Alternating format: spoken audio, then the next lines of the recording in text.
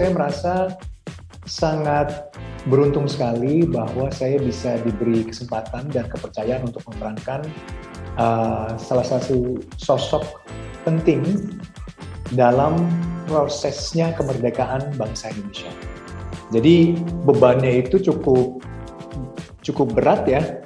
Makanya akhirnya saya mau tidak mau harus selama 2 bulan itu melakukan riset yang cukup dalam. Itu ada beberapa buku-buku Bung Karno itu yang saya baca, dan ada beberapa interview juga yang saya baca, dan nonton video. Pastinya itu video sangat krusial sekali karena saya pengen mencari bentuk gitu. Beliau itu seperti apa sih real life-nya begitu. Jadi ada 2 hal yang saya coba lakukan, yaitu dengan membaca substansinya dari pemikiran-pemikiran beliau dan juga melihat video-video di saat beliau sedang orasi dan mengasih pidato.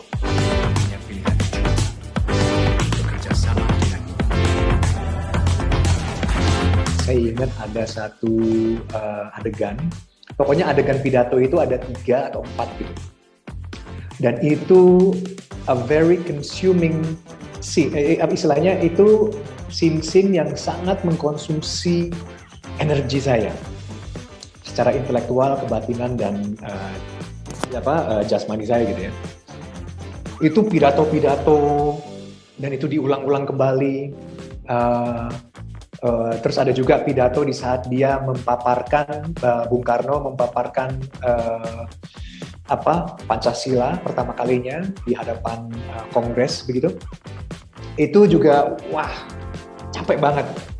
Karena satu, bayangin saja sebelum take itu kan ada preparation-nya, kamera setting, waktu itu kita memakai mungkin ada 2 atau 3 kamera, terus juga pemain-pemain lain, dan semacam mungkin mirip seperti orkestra, semua orang itu harus sinkron gitu.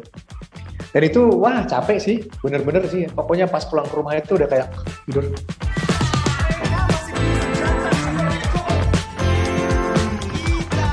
Kalau dulu itu approach saya betul-betul profesional, bahwa saya diberikan kesempatan untuk memerankan ini, saya mau bagus untuk saya. Saya mau mendapatkan pengalaman ini untuk saya. Saya mau belajar sosok-sosok Bung Karno untuk saya. Jadi saya tidak merasa tertekan. Saya merasa tertekan kalau saya tidak bagus di hadapan saya. Saya merasa tertekan di saat saya tidak bisa memaksimalkan kapasitas saya sebagai seorang aktor, dan saya tidak mau gagal di hadapan saya sendiri. Jujur aja, waktu itu kan pengalamannya ada keluarganya terbagi 2 ya. Ada seperti kayak Ibu Mega dan keluarga Ibu Mega, kita sempat nonton film itu bareng dan mereka merasa bahwa itu bagus, tapi juga ada polemik lain di mana ada certain family member yang merasa ini kurang dan bla bla bla, dan itu sangat wajar dan itu sudah bagian dari kehidupan seorang seniman, bahwa seni itu juga memiliki subjektivitas sendiri-sendiri. Jadi saya sih santai aja ya.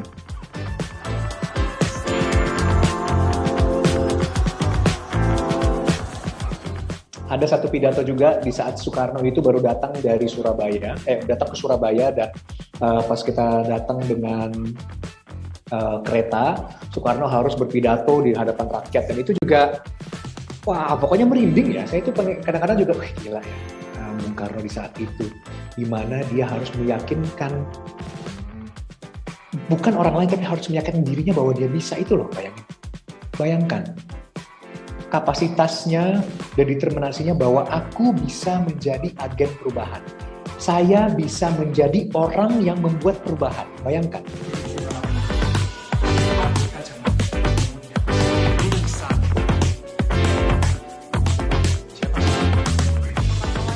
Makanya banyak sekali bahwa setiap manusia itu atau setiap individu itu bisa diberikan pilihan. Dan kalau kita memilih apakah kita pengen menjadi korban atau kita pengen jadi istilahnya pemenang dalam hidup kita, ya itu pilihan kita, ya kan? Dan perjalanan menuju kemenangan itu sudah pasti berat. Nah, sekarang tergantung kita aja, kita mau milih jalan yang berat atau kita mau santai-santai aja. Jadi kalau kita mau aplikasikan sehari-hari semangatnya Bung Karno kan bisa aja.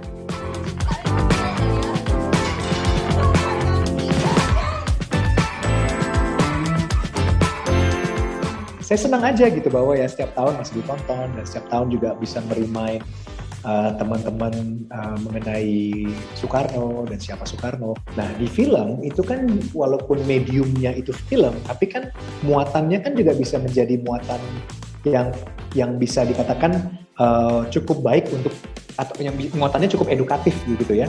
Jadi saya senang aja bahwa film Soekarno ini masih ditayangkan pas 17 Agustus begitu. Karena ya mungkin juga bisa lebih cepat diserap mungkin, jadi ya happy aja sih.